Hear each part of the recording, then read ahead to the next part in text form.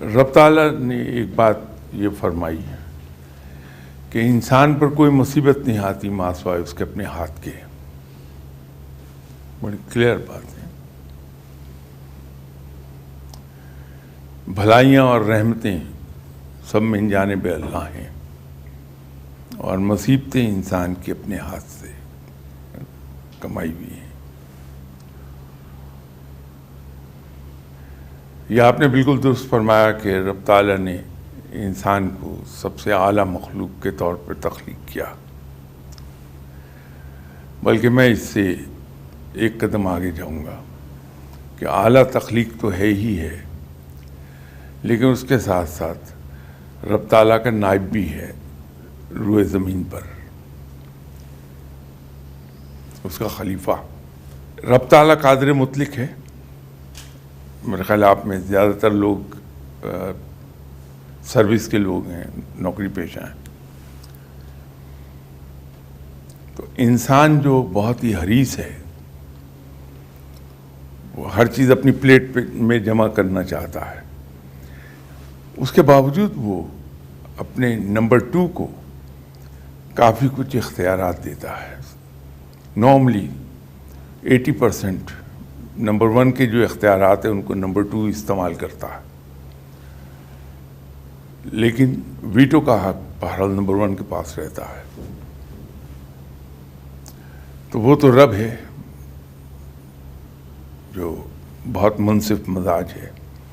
تو اگر اس نے انسان کو اپنا خلیفہ بنایا دنیا میں تو اس کو بے اختیار تو نہیں اس نے کرنا تھا کبھی. پیرامیٹر ضرور سیٹ کر دیے رب تعالیٰ نے، یہ پیرامیٹر ہے، اس کے اندر رہتے ہوئے آپ آزاد ہیں، جو چاہے کریں آپ. اس کو سٹیپ اوور نہ کیجیے جو لائن ڈرا ہوئی ہوئی ہے. تو ہم یہاں آئے ہیں دنیا میں. ہم میں سے ہر ایک کو اللہ تعالیٰ نے 3 آزادیاں ضرور عطا کی ہیں. ایک تو فریڈم آف تھاٹ ہے، ہم آزاد ہیں، کچھ بھی سوچیں. کوئی فرشتہ کبھی منع نہیں کرتا آگے کہ یہ نہ سوچو. پھر فریڈم آف سپیچ ہے ہمارے پاس، فرشتہ کبھی منع نہیں کرتا کہ یہ نہ جملہ بولو. اور فریڈم آف ایکشن ہے ہمارے پاس. میں چوری کر رہا ہوں بڑے اطمینان سے، کبھی مجھے کسی فرشتے نے آ کے منع نہیں کیا کہ یہ چوری مت کرو، اللہ ناراض ہوتا ہے. آزاد ہوں میں. یہ بالکل ایسے ہی ہے کہ آپ کے گھر کا ملازم ہے، آپ اس کو کہتے ہیں کہ یہ پیسے پکڑو اور فلاں فروٹ لے کر آؤ فروٹ کی دکان سے، فلاں شاپ پہ جانا اور اس سے چن کر لینا فروٹ اور نیگوشیٹ کرنا پرائس. جو ہی وہ آپ کے ہاتھ سے پیسے لے کے آپ کی دہلیز سے باہر ہوتا ہے، وہ آزاد ہے اپنے ایکشنز میں. اب وہ آپ کی بتائی ہوئی دکان پر نہیں جاتا، اپنی کنوینس دیکھتا کسی اور شاپ پر چلا جاتا. وہاں وہ فروٹ ہینڈ پک نہیں لیتا، جو دکاندار نے دے دیا وہ اس نے لے لیا، پرائس بھی نہیں طے کرتا. اب وہاں آپ موجود نہیں ہیں اس کو روکنے کے لیے، اس کو آزادی ہے کیونکہ آپ کے گھر سے باہر چلا گیا وہ. لیکن جب وہ واپس آئے گا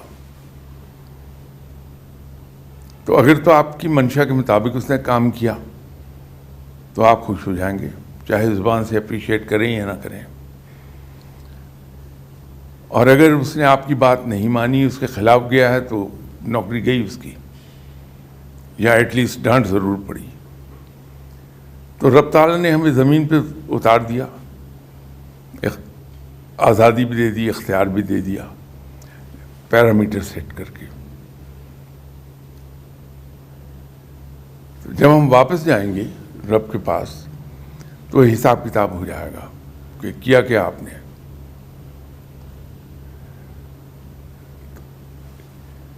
آپ سے جواب دہی ہو ہی نہیں سکتی، آپ کی کوئی اکاؤنٹیبلٹی نہیں ہو سکتی اگر آپ کے پاس اختیار نہ ہو. سزا اور جزا وہیں ہے جہاں اختیار ہے آپ کے پاس. تو یہ جو حساب کتاب کا معاملہ ہے، یہ اگر ہمارے پاس اختیار نہ ہوتا تو یہ ناانصافی ہوتی.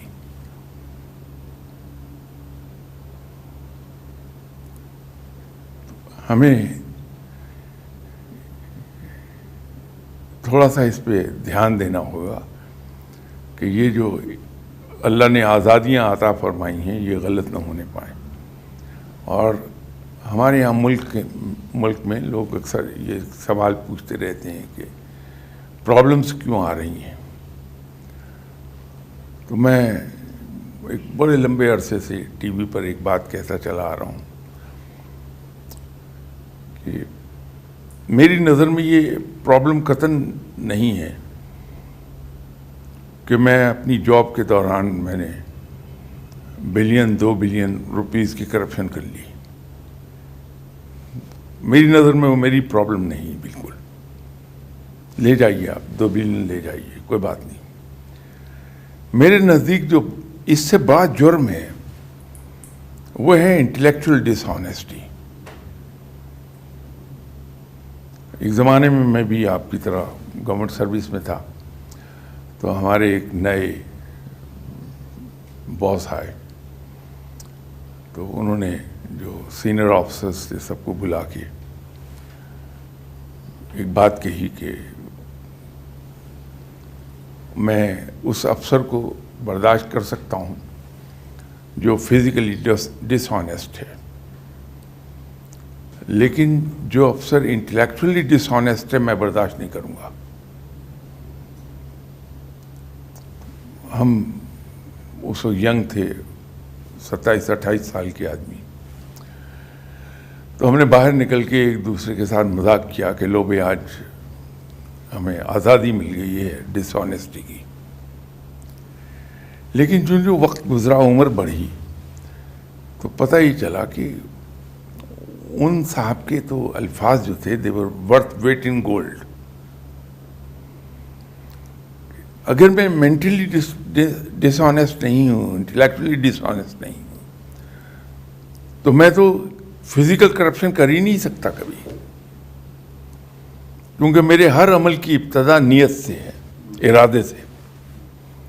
تو ارادہ کرنے کے لیے مجھے سوچ چاہیے، کیونکہ اس کی بھی اسٹیجز ہیں نا. سب سے پہلے ہے سوچ، پھر نیت ہے، اور پھر ایکشن ہے. تو جب وہ سوچ میں نہیں آئے گی تو میں نے اس پہ عمل کہاں سے کرنا ہے.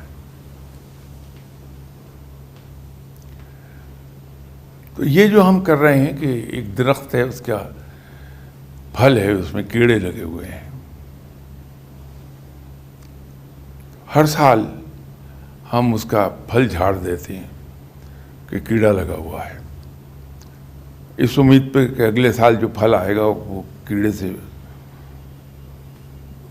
پاک ہوگا. لیکن اگلے سال پتہ لگتا کہ پھل میں کیڑا پہلے سے زیادہ ہو گیا. اس کی وجہ ہے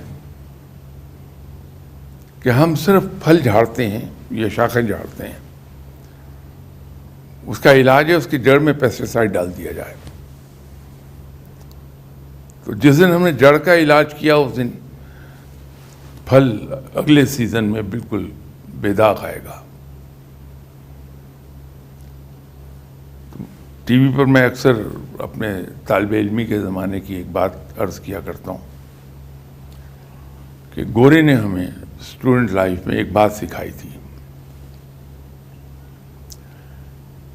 وہ سبق ہم سبھی بھولے ہوئے ہیں. گورے کا کہنا یہ تھا کہ کوئی بھی جو مسئلہ ہمیں پیش آتا، پرابلم کوئی ہمارے سامنے آتی ہے، تو ہم اس کو حل کرنے کے لیے اس پہ we student jump on to it. اس کو بیٹھ کے ایک خاص ترتیب سے انالائز کر لیں. پہلا سٹیپ یہ ہے کہ ہم یہ اس کو ایگزامن کریں کہ what the actual problem is. کیونکہ عام طور پر جو ہمارے سامنے پرابلم آتی ہے وہ ایکچوئل نہیں ہوتی، وہ ری ایکشنز ہوتے ہیں. ہم اس ریئیکشنز کو پرابلم سمجھ کے علاج کرتے ہیں جو غلط ہو جاتا ہے. We must find out what the actual problem is.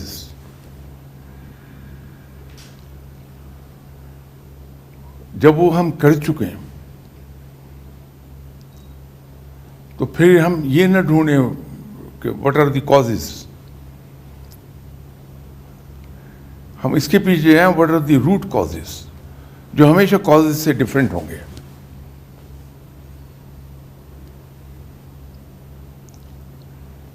تو جب وہ اسٹیبلش ہو جائیں پھر نمبر 3 پہ آئیں جو کہ ہم نمبر 1 پہ کر رہے ہیں. وہ یہ ہے کہ دین فکس دی ریسپانسبلٹی. کیا کس نے؟ ہم نمبر 3 کو نمبر 1 پر کرتے ہیں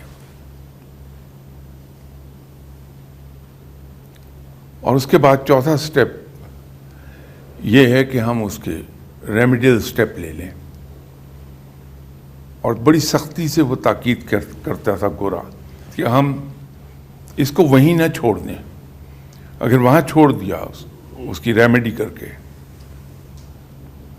تو دوبارہ یہ کراپ اپ ہو جائے گا پرابلم.